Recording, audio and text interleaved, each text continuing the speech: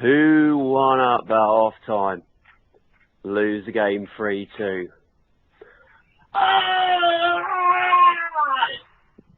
That is all. You're listening to Achtung, Millwall, broadcasting from the beautiful South Birmingham. Accept no substitute. Hello, dear listeners. Welcome to the number one court of the Old Bailey for today's post-mortem on Bristol beating Millwall by 3-2. Joining me is our lead coroner, Mr. Michael Avery. How are you, Michael? Happy New Year, listeners. Thanks for having me back on, Nick. Good to have you, mate. Good to have you in the court. And also joining us is the Lord High Executioner himself, Mr. Harold Warren. How are you doing, H? Hear ye, hear ye, hear ye.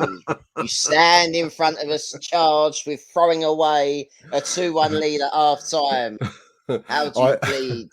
I have to confess, dear listeners, a repeat offender sits in the chair of this podcast.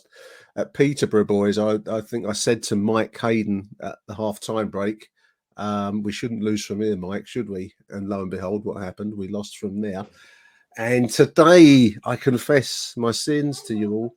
I wrote at half-time that I hesitate to say it, but the Lions are set fair and shouldn't be losing this one from here. And lo and behold, what happens? Twice over, we give up winning positions at half-time. Mike, can I start with you, mate? I mean, that was... As a second half performance, that was very, very poor. I think I'm trying to be. We're recording this, listeners, in the immediate aftermath of the game, so I'm trying to pick my words carefully, not go overboard with it. But that was one of the poorer performances in the second half of the season, given the circumstance. How did you see it, mate?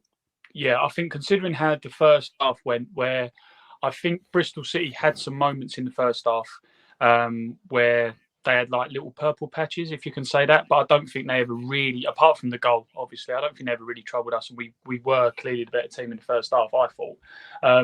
Yes, we scored 2 goals. And apart from that, there might not have been that much more evidence to show it for actual clear-cut chances. But I did think the way we passed the ball, moved the ball quite nicely in the first half. I think leading up to our goal, there was a movement. We had about 10, 15 passes linked up. But that second half, considering how good the first half was absolutely appalling, wasn't it? And I just think it just fell apart. I really, really did. I was just, as I just said, appalling. I was thinking, is that too strong a word? But no, I don't think it was. For a team who's 2-1 up to completely fold the way we did, I don't think was really acceptable. And I don't know about you guys as well, but there was a lot of times that we were going down very softly looking for fouls, wasn't there? And I know it was a little bit both ways, but there was a lot of times we were losing the ball. And as we went to play a pass or misplace a pass, we'd sort of go down. And as we're halfway down, looking for the ref to try and get us out of trouble because we know we'd be under the cosh again. And that's not normally how we play. And that's not normally how teams play when they're 2-1 up at half time and in the driving seat. Harry, let me put to you a pre-match tweet by Jake Sanders. Shout out to Jake. Just as a kind of a plea for the defence of Gary Rowett. Millwall forced to play for the second time in 5 days with just 13 outfield players, 2 teenagers, one of which is a 15-year-old. That's Zach Lovelace, of course, and Nana Boateng, I think, was the other boy on the bench. And only able to name 6 substitutes. Absolutely no fuss made. Premier League clubs take note, says Jake. But that point is, to some extent, do you accept it's relevant in that poor second half performance? COVID has decimated the squad that's available to Gary Rowett. Are you buying that? Are you buying that? Yes, to an extent, but then it doesn't mitigate. I'm talking really legal now, listeners, aren't I? It doesn't mitigate the poor choices and the appalling performance that we saw from a certain number of players. I mean, I'll name him. I thought George Evans was an absolute shambles when he came. Yeah. He was extremely poor. We'll come back to him in a little bit, but it's a truth we're lacking our best players. I mean, I'm meaning Jed Wallace at the end of the day. I mean, he's not fit. My point is that you can only name 6 subs. You're telling me every single player at the club from under 18 level upwards, there's not one player. You're telling me that's true? Because if that is true, that makes a mockery of COVID, and you kind of need to come out and say that. That kind of needs to be a person. I don't know what Ben's situation is at the moment. I mean, all right, if we are down to the bare bones, is he affected by COVID? We don't know. Are 3 points more important than playing Bodvarsson or having Bodvarsson on the bench or Ben Thompson on the bench to fill a position on the bench, right? Well, they're are valid 3 questions. points are the 3 points worth more? Or are the relationships behind the scenes strained to a point where Ben Thompson, John Daddy Bodvarsson and Conor Mahoney will never play for this club again? Which I think is the case, right? So if we're at that level, then that's it. That's his making. It's his making because he picks the squad. He's decided who's in the group, who's out of the group, who's included, who isn't included. So, you reap what you sow. At the end of the day, we were all right at 2-1. I thought we'd done. The other night. We've done very well at half time. The other night at Coventry, we kept it tight. We nicked it. This was a lot more open, a lot more of an open game. But Ojo had his best game in the Millwall shirt. Didn't do amazing things. I thought Ojo was impressive today. I thought he did well. Really simple things well. Like when he picked the ball up, he drove at players, made them make decisions on whether to bring him down or not. Won us possession, got us up the pitch, played in the phobie for the penalty. Done really well. Had another chance in the second half. Looked tired, admittedly, but you change him for George Evans. Evans. And again, this links back to the thing I've been saying all season. This is his squad. He signed George Evans rather than signing another, I saw a name mentioned from someone on Twitter, then Barry Bannon from Sheffield Wednesday or other players that teams have picked up. This is all wages and resource. And you can't slag the previous management off for Bodvarsson, Thompson and Mahoney and so on without slagging this manager off for his decisions in recruitment. And it all comes back to squad management. And I don't think we've managed the squad well, which Aaron touched upon in the pods that he's been on. And it all reaped itself in the second half when you have down to the bare bones, is that he's a defensive manager who can't defend. The stat from the Sky bloke, we've won 3 games away from home all season. One of them was at Coventry. Yeah, Bristol City had only won 3 games at home all season. They are not a good side, and it just shows we are so mediocre, so middle of the road, and that's all we will ever be under this manager, I'm afraid. I mean, on the back of a good performance, Mike, up at Coventry. I mean, I think that was a good performance. I mean, we can. You defend and then you nick a goal and you win. That's the classic away performance. So that left everyone, I think, feeling on and up. And at the end of that first half, I mean, it was an open game, and I genuinely thought we shouldn't lose it from there. But lo and behold, we did. Now that was possibly because we're running out of steam a little bit. As a certain number of players, I didn't think Ojo was the player to take out of the game today. And I don't understand some of these decisions. We don't know. Also, we're not privy to the behind the scenes. We don't know what Bodvarsson and Ben Thompson and I think Mahoney is injured, so he may not be available. But let's go back to Ben and to John Daddy. As much as we might laugh at John Daddy, I mean, you'd be on the bench, wouldn't he? I mean, I don't understand. Unless they're COVID positive, I don't understand why they're not involved in today's game. A trip to Bristol City, tough game. Yeah, and especially when you've got the likes of John Daddy and Mahoney Moore, they'll be on substantially more wages. So you've literally got a player there that even from a financial point of view, you're paying a lot of money to sit there if he's all right and not got COVID or anything like that, just to sit indoors. I remember Kenny Jackett always used to do it, didn't he? When I remember a time he loaned out Lenny Pidgley. I think it was to Dover or something like that, but then recalled him because it's like, well, I'm not going to pay your wages till you be somewhere else. I'm more in your camp, Nick, where I think that COVID, and sort of injuries have ravaged the side a lot more. And although we was poor today, you think before the game, this was pretty much the same side that went up to Coventry, and everyone was saying what a great job that team did. So yeah, in Rowett's defence, if you've got a team that's down to its bare bones already but has proved it's done well, until it needs fixing, needs fixing, don't break it, don't change it. Didn't change it. That's the point.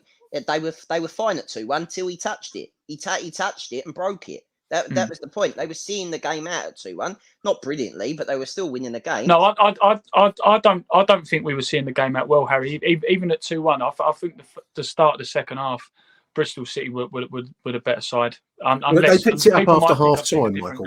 He made 2 changes at half time, Pearson. Their manager makes 2 changes. They affect the game positively for them. Yeah. Our manager makes 1 change and brings it or fucks it up. That's the difference. And I don't like what we do. What we decide to do as a football club for the last probably 2 or 3 years, we're very reactive in the sense that we try to set ourselves up to react to the opposition. We don't go in full side wheel upon the game. We don't go, and that's not just in this game because obviously we are depleted with COVID or whatever. But it is a running trait that we react to opposition. We never go. I don't know what our fucking style of play is. I couldn't tell you what a Millwall style of play is because we don't have one. What our style of play is, let's see what the opposition do and we'll try and cope with that and maybe nick a goal. That is our style of play, right? There is no style of play from, 1 week to the next. When we put the ball in for Bradshaw, this is another point. How fucking good is it to have a striker that if you put a ball in the box, around the 6-yard box, he scores and he's always there? That's kind of an important thing. So maybe play to that, give him the service and he scores. How long did I hear this season? Bradshaw's shit.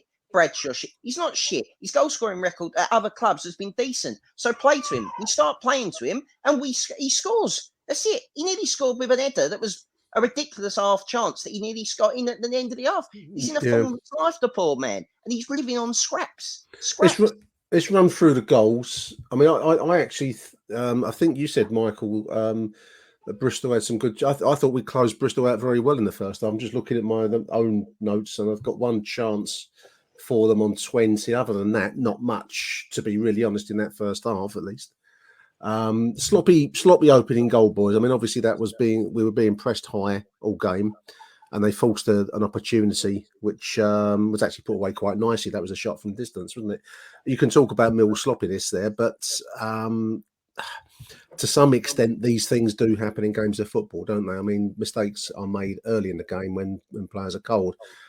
It was an avoidable error, shouldn't have been made, but 1-0 down. I thought we did well to start making a comeback from there. And as you say, Harry, a beautiful cross. I mean, that was a beautiful cross from Murray Wallace for that equalising goal, and brilliantly put away by Tom Bradshaw from close there. Yeah. I mean, the goal, their goal, early doors is, again, I don't think, it's not a first chart. It's not the first choice back three. It's not the first, very much not the first choice back three. Let alone when you've got Alex Pearce and Hutchinson, who I don't think necessarily play very well together. I think you've got 2 contradicting leadership voices there, shall we say? Yeah. Because I think Hutchinson's used to leading the line, and I think Pearce wants to drop, and Hutchinson wants to push, and that's sort of what happened there from my memory. And then Bart's just spooned one out. I mean, let's be honest, Bart can have one because the amount of stuff that he does right for us. In this game, he's saved a couple of shots on goal later, so there we are. So you can't really be too harsh. Yeah, we shouldn't be 1-0 down, but we are. But the way they responded from that point was very positive, very good. And Murray Wallace hangs across that. I mean, it was such a good cross because it hangs. That's if you're going to try and say, where do I want to put a cross from that position? So the keeper can't cut. It's like in cricket, they call it your corridor of uncertainty, don't they? It's like the goalkeeper can't come for that because if he comes to that, he's judged underneath the ball and so on. And Bradshaw does what Bradshaw's been doing, and he puts it away. He puts it away with aplomb in front of goal.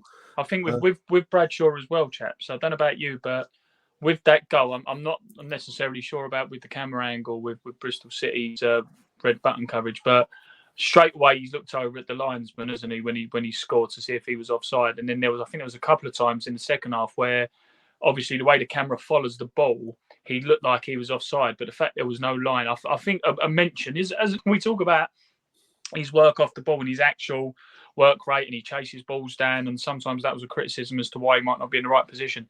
But I think there's got to be a mention today of how well he read that line and led that line today, Bradshaw, because there was a lot of times where a few years back, if you had assistant referees who weren't up to the level, they'd quite easily put a flag up to sort of get himself out of trouble. But I think he was superb, like leading the line today and knowing when to time he's run well. Just to hold on Tom Bradshaw for a sec, Harry, just to before we move along. I'm really, I mean, obviously you can't do anything but admire 5 goals, I think, in 5 appearances.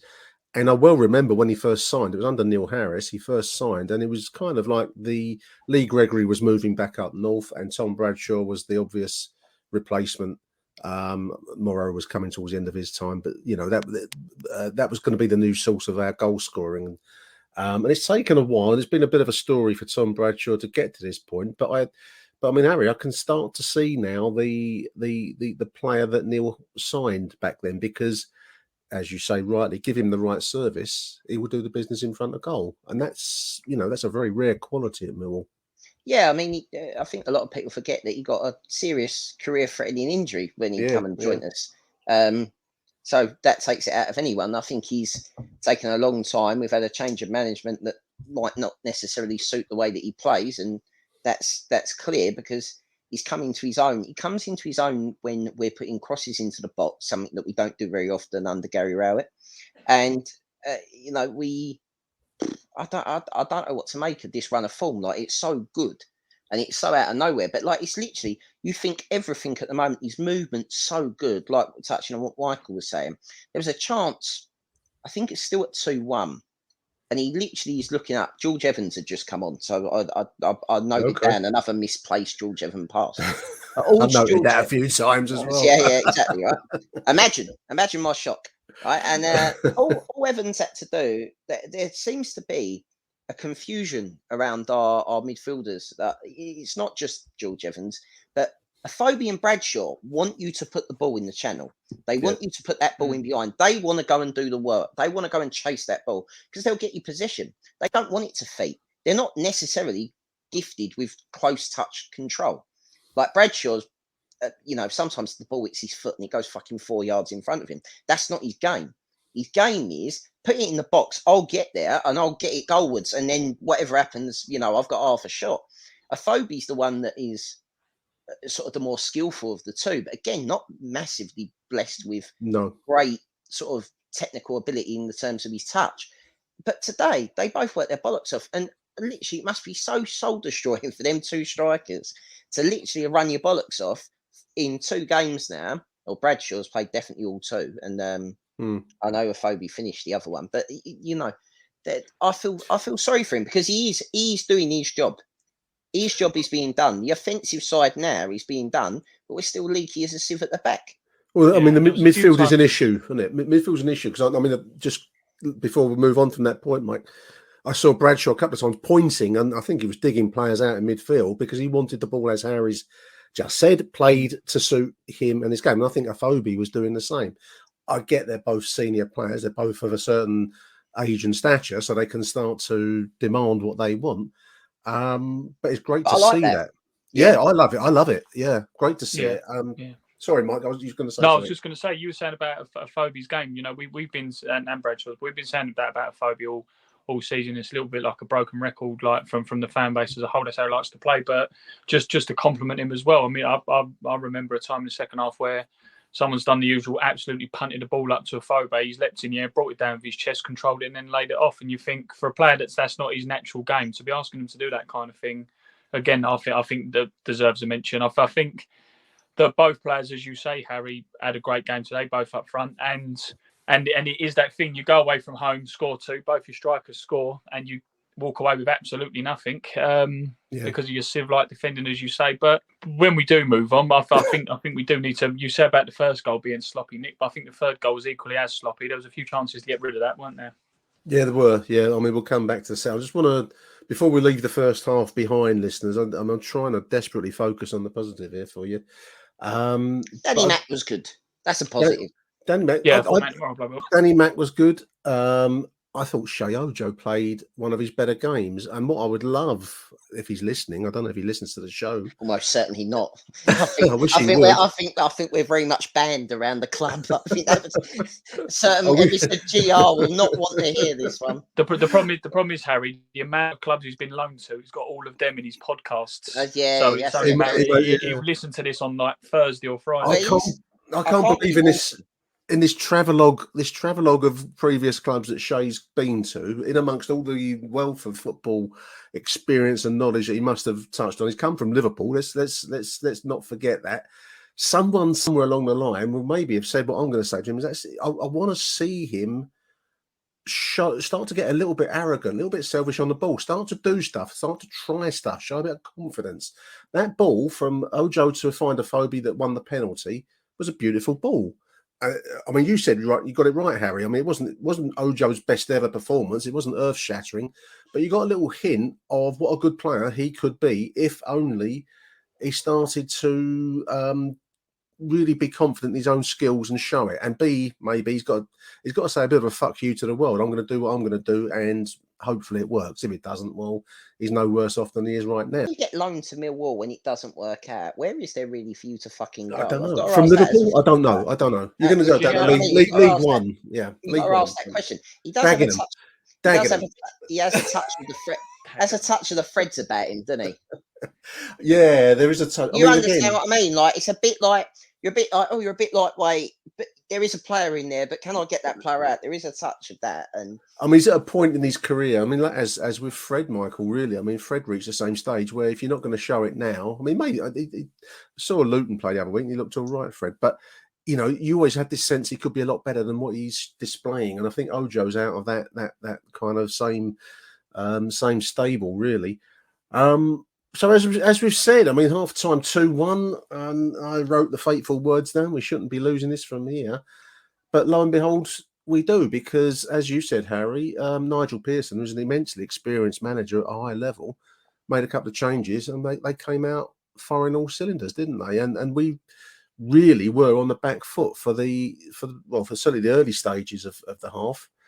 But we're still leading up until you know, the equaliser on 72. We were still leading, but it was, you know, and ends stage right, George Evans, and you know, I don't like to particularly quote him, but you got to say what you see, and I thought he was very, very, very poor today.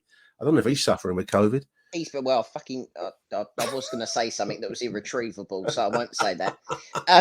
But he has been shit in the two last games. He doesn't work in the midfield with Mitchell at all. No, they don't work at all together. The game at Peterborough, he played the midfield three of Saville, Mitchell, and Evans, and it didn't work. Right? Played them again in the 20 minutes. We conceded 2 goals and threw away a 2-1 lead. Right now, I know needs must. But George Evans isn't a natural centre defensive midfielder. Billy Mitchell, I don't think is. I think he plays there for us, but I don't think he's naturally like a sitting and a holding player, because he likes kind of turning and having time on the ball to play a pass. He can do it, but I don't think it's his natural game. He's a little bit free roll, Mitchell, isn't he? He's not your attacker. Not free roll in the sense you can do the Jed Wallace and just do anything. You'd want him in that midfield, but he's like be a little ball terrier, isn't he? Just go around, nip ankles and that kind of stuff. Yeah, he does. He does all the link play really well. He does the simple things really well. Keeps you possession. Yeah. I can totally understand a sort of more mobile Ryan Woods. I totally get it. Right, that's fine.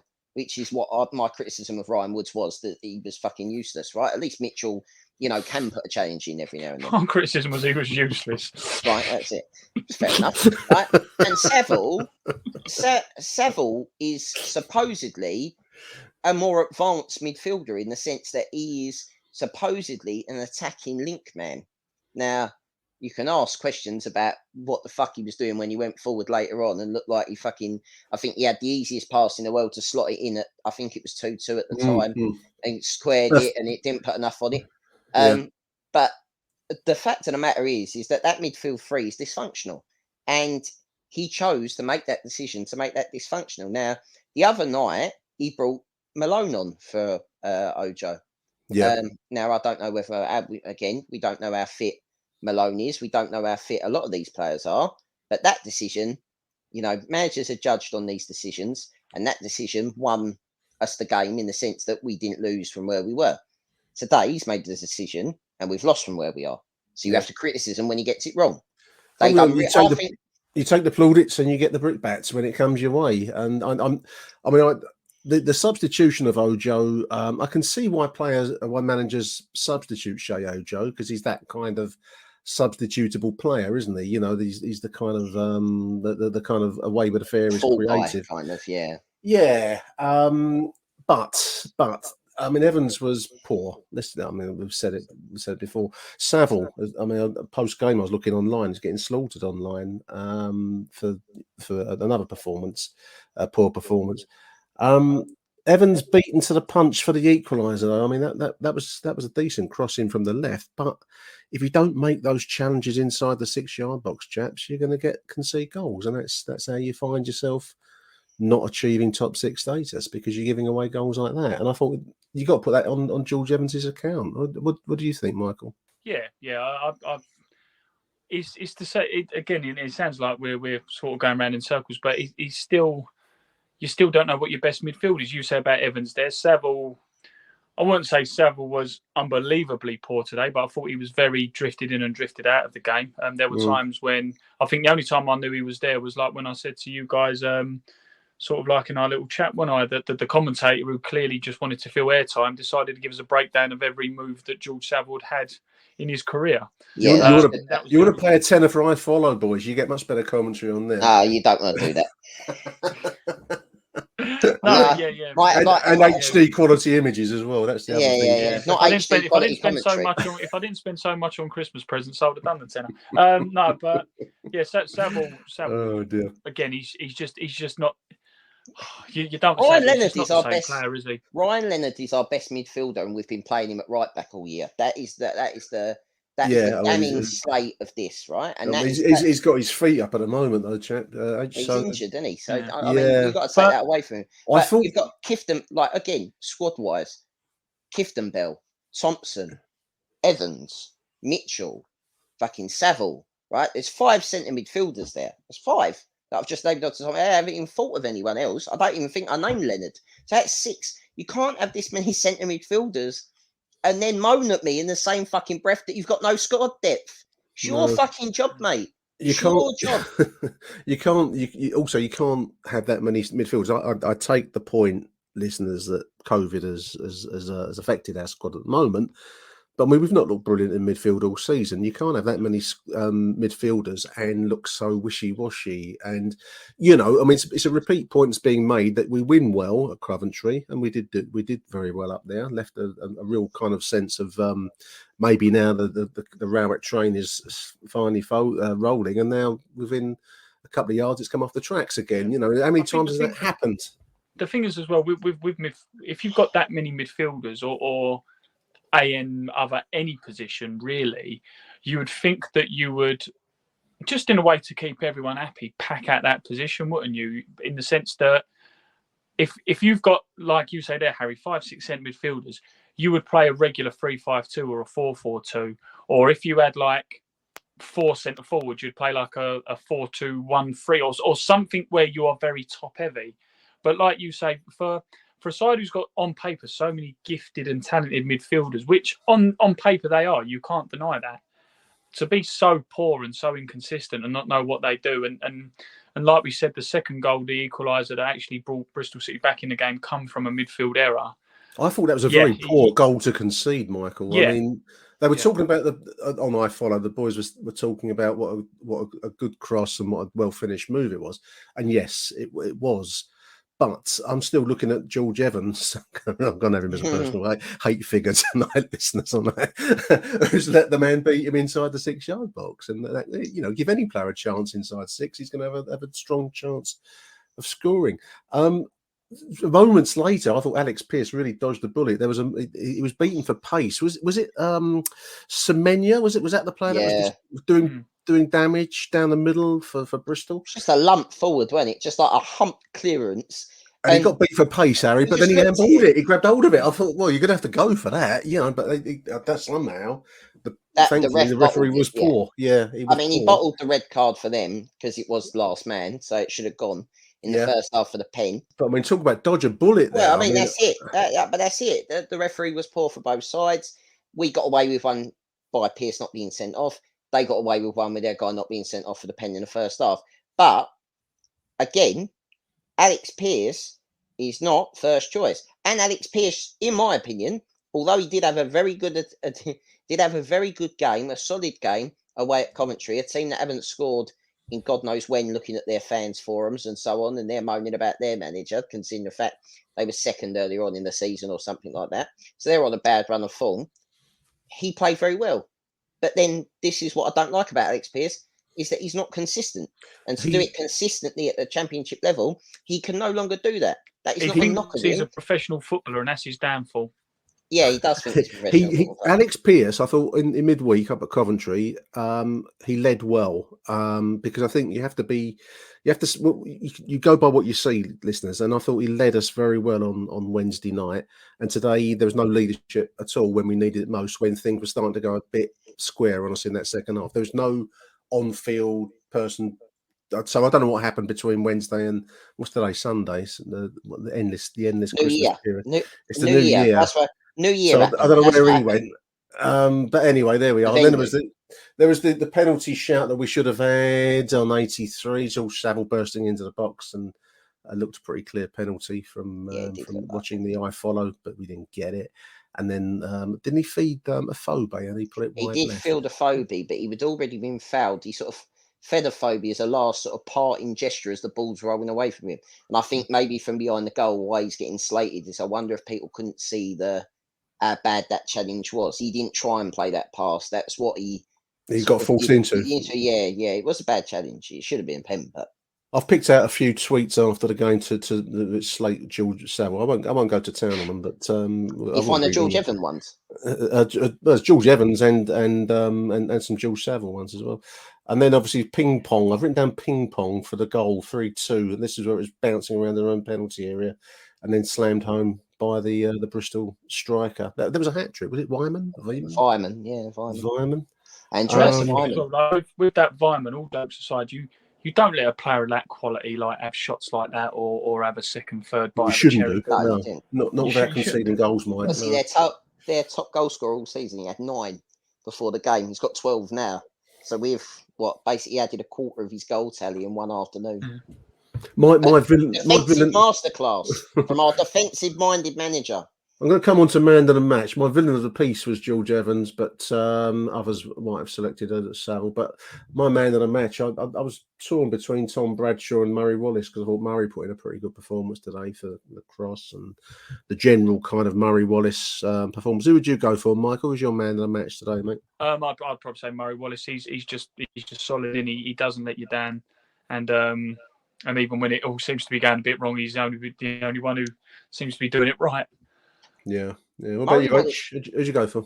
Yeah, probably Murray Wallace. Murray Wallace strikes me as the kind of man who would be they'd do a biopic if he was in the war. Very stoic, looking out to sea, sort of naval captain. Murray Wallace leading in troops to battle, kind of. In which we serve. Yeah. It's like when you can keep your head while all of those around you are losing their type thing. He's but he's very, he's us. He fits the club perfectly, and if Bradshaw keeps scoring, almost certainly he'll win Player of the Year. But big shout out to Murray Wallace of it'll be a deserving candidate. If he was like an under 10s kid footballer, he'd be given the sort of trophy for the most improved. That you've got to give him a trophy for something because someone else is slightly better than him. Clubman of the Year. It'd be the best footballer at our school. I can tell you that much. Yeah. 3 it was points. The thing in the first half as well. He makes mad he's running. He's fucking unbelievable. He's a fit bloke. He's a very, very fit bloke.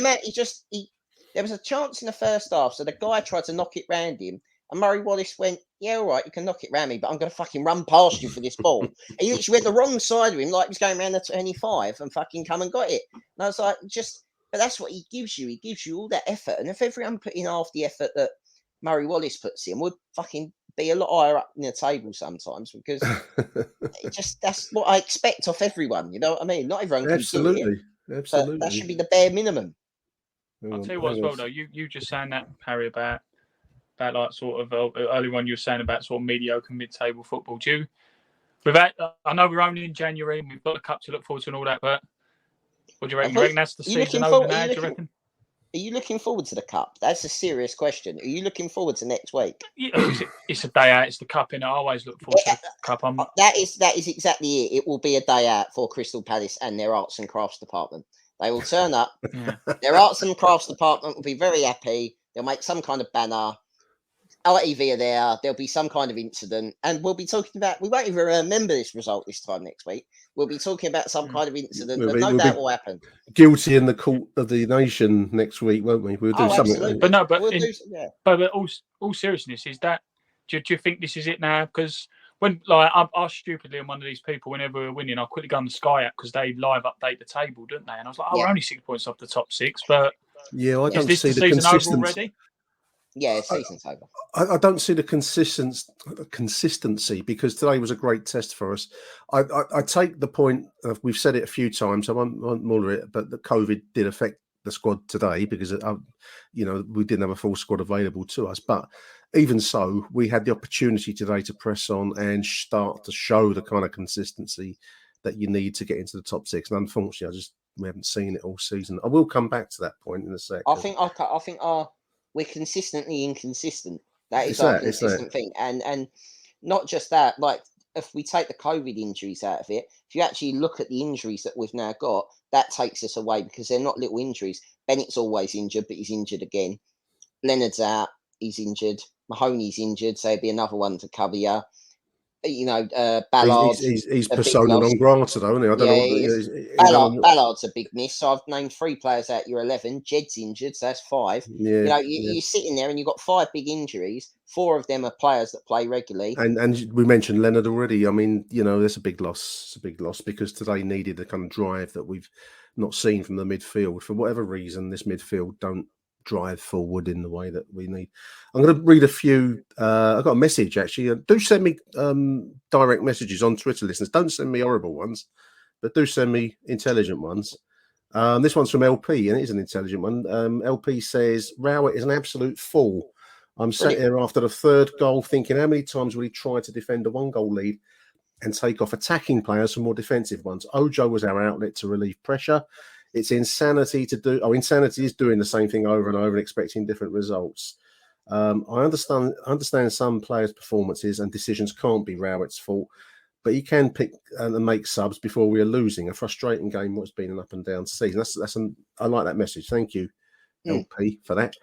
And on a similar note, I've got one. I've picked this off of Twitter. James Dorney, son of legendary defender Alan Dorney from the 70s, my era. He says, I'm not Ojo's biggest fan, Harry, but taking him off today changed the course of that game and our attacking intent. So he's criticising by default there Gary Rowett and his decision making in that situation. This is a repeat thing, isn't it? This does crop up a hell of a lot. Does this Poor feel substitutions. Absolutely, but this is the thing. This was the stick that in the latter days of the prodigal son, that was the stick to beat Harris with. Was to say that we always go negative when we make subs and we try and cling on. It's the same thing repeating itself. When managers start to fear the crowd in terms of if they don't think their approval rating tends to be good at Millwall, they tend to start second-guessing themselves. I think he knows his own approval rating after the Peterborough game. I think he would have heard that. I don't know what was said today. I generally think, and I mean this, I generally think if Birmingham sat Bowyer or somebody else, another job comes on, I think he'll go. And I do, because I think it saves his bacon. And mate, I think he's quite an arrogant man. I've said this before. I generally believe that he believes his own hype. And I think that he believes he's better than us. And he will leave. And the only way he leaves this job with any kind of credibility in the bank, I think, is to leave without he can't get sacked for one. That's a massive thing for him. I don't think we're sacked. We're not sacked. I don't think we're going to sack him. But at the end of the season, he will be happy. He will leave quite happily in the thing and put a sort of public press persona out like he wanted to go, regardless whether he's offered a new deal or not. I just get that. It will be just a parting of the ways. The problem is who do you get in charge of a team with 6 centre midfielders, no strikers because Bradshaw still hasn't signed that contract. Your best player's about to leave, depending on whether or not you believe that Tyler Bury's been brought back solely to replace Jed Wallace. We're a bit in and Matt Smith and Pearce are going to play for Millwall's over 35s vets team. Yeah, probably. We honestly, we're like Millwall is as a club to support is loads of mediocrity followed by moments of crisis. Oh, welcome to my life, mate. Right. This is my 50th year, Harry. We're about. I just get up here. Sometimes you don't see the doom inbound, right? If I'd have committed murder, I'd have been out in 10. I've done 50 years, mate. You know, 50 years of this. Fucking hell. No wonder you had a heart attack. Let's take a short break, and I'm going to bounce the boys with my own personal list of top 10s, if you can believe it, listeners, from 2021. Be back after these messages. Achtung, Millwall. Hello listeners, Mike Hayden here. Just returned home from Ashton Gate this afternoon in what in the end was frustrating and disappointing result for the Lions against a poor side, let's put it that way. Quite a lot of chances for sort of both sides, I thought, in the game, and you know, we should have put the game to bed before half time. I thought we were the better side. You know, obviously a bit of a clanger from Bart. Occasionally has those moments. That's why he's not a Premier League goalkeeper. But, you know, I thought we came back really well. It was a superb goal by Bradshaw, an excellent cross from Murray Wallace, and Bradshaw again gets in behind and have a great finish. And then another, we split them apart again, clear penalty, and slotted home very nicely by a Phobie. And then it was up to us to really see the game out. And what was disappointing was that we didn't do it. And it cost us in the end. You know, Hutchinson missed a great header just before the first half whistle. And I think that obviously would have put us 3-1 up and looking more comfortable. Second half, Bristol City changed their shape, brought on 2 players, and the game opened up massively. It was very end-to-end. And again, you know, the ball just didn't seem to fall for us at times. We just needed that little bit of luck. And the unfortunate thing is, it just fell to Bristol City. And, you know, Vyman got a hat-trick and we lost the game. But we definitely didn't deserve to lose. I thought we played okay. I think we probably shut up shop a little bit early, taking off Ojo. I thought Ojo was quite quiet in the first half, but I thought he played well in the second. He was causing them problems, winning free kicks and direct running. But, you know, the minute he took Ojo off and Evans came on, who was really poor, barely passed to a blue shirt, that did cost us. So I thought, you know, I think Rowett tried to see the game out, but the way Bristol City were putting pressure on us, it was going to be hard to do that. We had to score again in that game. And because we didn't, we went on to lose, which was disappointing. I think we've also got to think of it in a way where, you know, it was tough for that side. Obviously, we've had the COVID issues, a really hard-fought win at Coventry, and then pretty much the same side again, having to put out, you know, today. I can't fault the effort of the players. I thought there was good performances in there. I think George Saville arguably put his best performance in this season today. I thought he was superb. You know, and we had some quite good performances in the team, but ultimately individual errors cost us in the end, and probably a poor substitution from Gary Rowett. We've not followed up a win again, and this is why, unfortunately, we're just not quite good enough to get in that top 6, and it's happened again. And we should have won today, I think. Certainly not lose, but yeah, very disappointing in the end. But on to the next one, and I hope we've got some more players available for Crystal Palace. Go on, you Lions! Achtung, Millwall. Okay, welcome back. Now then, chaps, I have struggled and squeezed the sponge as hard as I can to find some moments and general concepts from 2021 that are designed to raise the spirits a little bit. So forgive me if I go off on tangents. And as I've got you in front of me, and you can't go yet until I finish this, so I'm gonna frost these upon you. I tried to do a top 10 list, listeners. Actually, it became quite hard to do a top 10 because there haven't been that many great moments.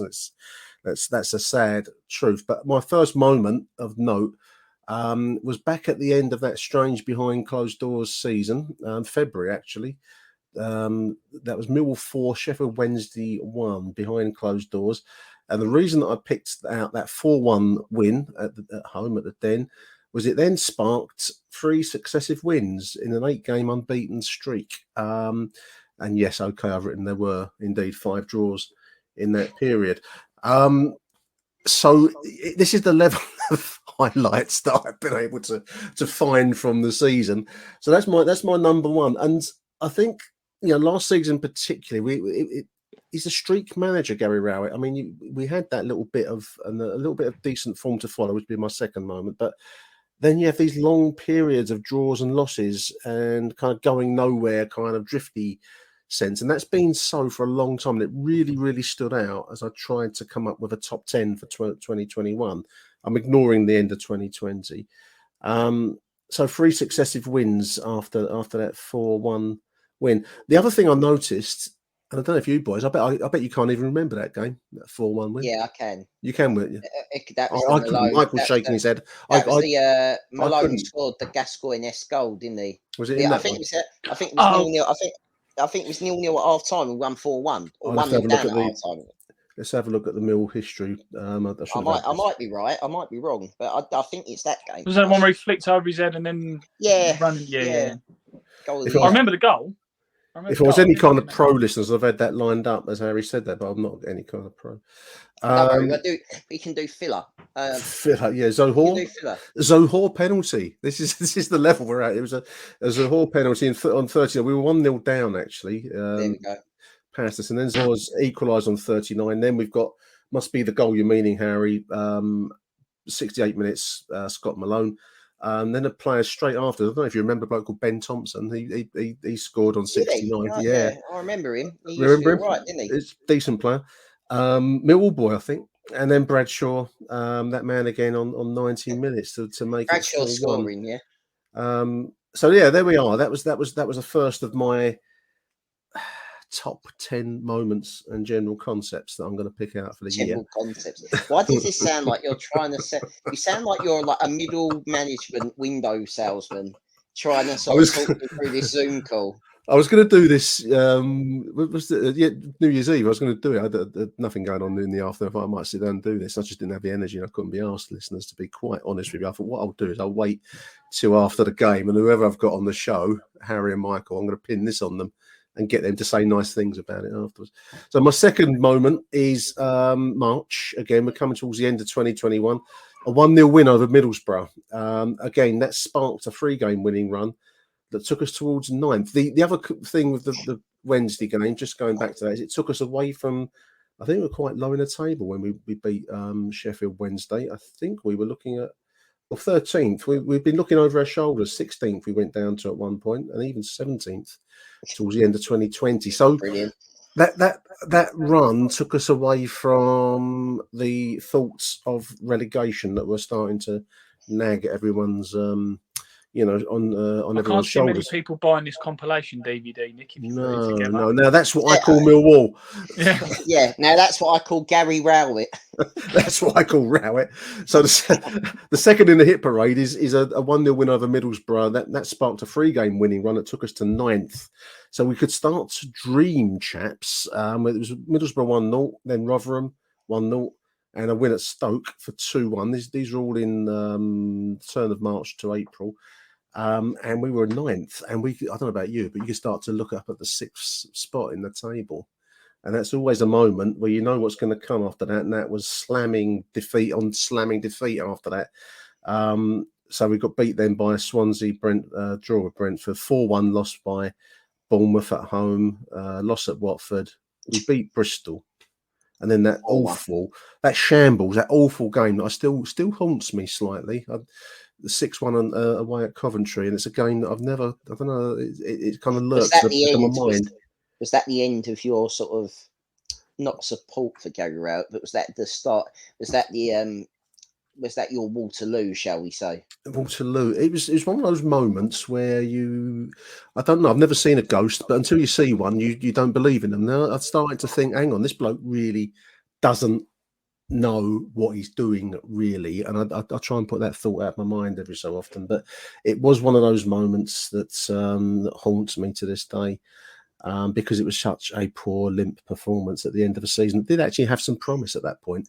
So that was my second moment, that 1-0 win over Middlesbrough to spark that situation. I think it was the defeat after those 3 games that I decided I was done for the season and didn't watch us again. No, because this was all on iFollows on computer screen. I think I made the conscious decision that it was depressing me further during lockdown, and I thought I'd fucking stop watching it. And it was a sane decision. I mean, 8 months on, 9 months on, we're in exactly the same position.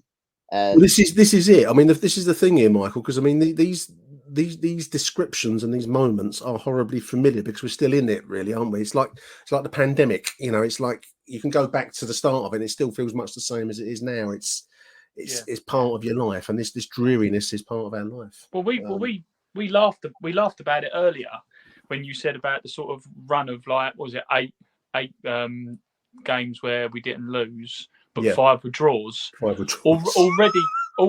it was. I mean, up until recently, like the Peterborough game and today's game, there was a stat. I think it was only something like Bournemouth, Fulham, and West Brom had lost less games than Millwall. Yeah, and you're like, oh, that's brilliant. That's really, really good. And then it's like, but we drew like 17, and it's like, well, we were going back down that road of not winning games again. So it's like you say, it's just that familiar feeling. It's never ending. So that was my second moment. I've picked out some statistics for the third moment, if you like, because I think in amongst this whole dreary, endless hint of promise, have it taken away from you, we're talking in the immediate aftermath of just such a thing where we've won on at Coventry and we've got beat today at Bristol. So you're forever having something dangled in front of you and taken away. But in amongst that, we've got some really stalwart players, boys. And this is end of 2021 season. For the season, Jed Wallace, 44 appearances, 11 goals and 8 assists in one of the toughest seasons, really, given that it was spectator-free. 11 goals and 8 assists from 44 appearances for Jed. 49 appearances for Bart. And I just put a note. I don't know how many goals and points he's saved. We saw it again today. When he makes an error, it really stands out. And then the twosome, Jake Cooper and Sean Hutchinson, 46 for Jake appearances, 43 for Sean Hutchinson. Couple of goals between them and a few assists. Jed Wallace, Bart Bielkowski, Jake Cooper, Sean Hutchinson, those are names that in 20 years' time I think people will remember as rocks, as players that have really served Millwall Football Club. Whatever, we don't know what Jed's going to do. He's entitled to look after himself and his family when he moves on, but I don't think anyone can ever query any of those players' commitment to Millwall, and it just struck me trying in the midst of a difficult season, they stand out. So there we are. I do have a highlight, and I wasn't there for it, and that's the QPR one, the goal to open up the season at Circuit. You were there, Harry, weren't you? I was there. Manic by the sounds of it. So was Mike. You were in the rower, weren't you, Mike? Yeah. I was down the bottom. Yeah. Good day. That do you know what? If you was going to ask us what ours were, that generally was going to be the number one, because it was everyone back. I know we're still living in this pandemic, and I know still people are getting unwell when we wish them well and all that. But that was the first. That was the first one that you never thought you'd see because of the way the world was going. So that's my personal highlight. Yeah, it was the day out, being back. That noise, that wall of noise was almost biblical to be in that away end. But even before the game had kicked off, it was like I'm not a religious man. This will not shock many people, but it was. I can only imagine. When you see these people who turn around and are on the Kool-Aid and they've gone to the cult and they believe. If someone had been selling sort of Lucky Heather, but dipped in Millwall wine. You'd have bought some that day. I'd have been in for it because it was, hand would have gone in pocket. For it was like a bit in Blues Brothers where James Brown the beam of light comes in. Yeah, that's what it was. We have Harry Warren doing backflips outside Westfields. Yeah, it was a bit like that. 2,500 Millwall in a crowd of 16,157, and I missed it. I was away that week, but there we are. But that's probably the highlight, I suppose, if you like. I've picked out the 2-1 win at Sheffield United in October, 19th of October. Sheffield 1, Millwall 2, a 90+2 winner by Jake Cooper. I've still got that picture on my Twitter feed because I just thought it was just one of those wonderful wonderful away wins that we do get from time to time. We had one in the week and we had one there. And that also marked probably the return of Tom Bradshaw to the fold. Did he score that night? I think he must have done. Yeah, he did. So that was the return of Tom Bradshaw, and thankfully his scoring run continues. I've put in there the 3-1 win that we achieved over Birmingham City, and one of my personal highlights, is seeing Lee Bowyer's long face on the big screen at the Den. That's a Millwall moment, It's a very droopy, from sort of Looney, what is it? Not Looney Tunes, but Hanna-Barbera character, doesn't he? Got that hand-on dog look. It just looks, every time he turns up. Oh, who was there? There was a character. Was it not? Wasn't Droopy. Not Droopy. Droopy, Not Snoopy. I was thinking I couldn't get Snoopy out of my head. It's Droopy. Yeah, he does look like Droopy. He does. He just stands there, sort of. I'm really fucking miserable. I should have included Stoke City, the chaos, the Mill thrived chaos. in the chaos. Yeah. So that was on the 26th of October. Mill chaos, booed off at half time, cheered off at full time, and then 3-1 win over Birmingham City. Another old school Lions performance. So 2 games there, boys, where you can actually call them old fashioned Millwall home games, where we've turned over bigger and more better resourced opponents, I suppose. I really like that win up at Coventry. It was a bit of a backs to the wall against all odds quality in midweek. That's another one of my moments. And of course, the debut of Zach Lovelace. Let's hope he does develop on and builds a career at the Den. My final 2 concepts. I really liked. I want to take my hat off to Millwall for the rolling over of the season ticket money from the dead season, the behind closed doors. I'm able to pay for another season ticket this year, ready to go with that. But the fact they rolled forward that credit, Michael, was one of those warm moments where you think, fuck me, yeah, we've got a club here. This is a proper, I know it's a hackneyed phrase, the Millwall family, but there are moments that happen where you think, yeah, that's true, that's real. And the financial support that John Berylson gives us, I know that we're running a level of debt that isn't great, but it's much, much better. From today's opponents, Bristol City, I think 40 million behind.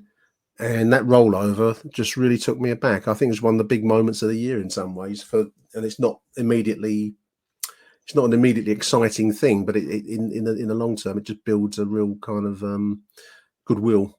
Yeah, I'll take my hat to the club. Exactly, because you could have had.